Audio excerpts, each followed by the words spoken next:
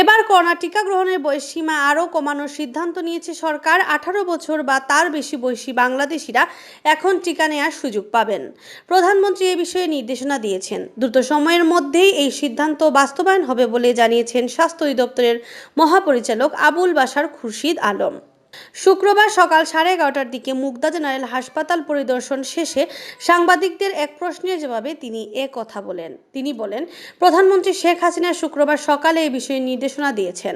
স্বাস্থ্যমন্ত্রী জাহিদ মালিকের সঙ্গে আলোচনা করে দ্রুত সময়ের মধ্যে এই বাস্তবায়ন শুরু হবে। স্বাস্থ্য মহাপরিচালক বলেন, গ্রাম পর্যায়ে টিকা প্রয়োগ নিয়ে ভাবা হচ্ছে। গ্রামের মানুষদের অন্যান্য টিকা যেভাবে দেওয়া হয় সেভাবেই করোনা টিকা দেওয়া যায় কিনা এ ব্যাপারে সরকার পরিকল্পনা করছে। যদি এই সিদ্ধান্ত বাস্তবায়ন হয় তাহলে জাতীয় পরিচয়পত্র এবং টিকা কার্ড দেখিয়ে টিকা নেওয়া যাবে, নিবন্ধনের প্রয়োজন হবে না। এদিকে গেল 19 জুলাই করোনা ভাইরাসের টিকা নেওয়ার বয়স 30 বছর নির্ধারণ করে স্বাস্থ্য অধিদপ্তর এর আগে গত 5 জুলাই করোনা টিকার বয়স 35 বছর করা হয়। দেশে টিকা নিবন্ধনের শুরুর দিকে 55 বছর বয়সী টিকার জন্য নিবন্ধন করার অনুমোদন দেওয়া হয়েছিল।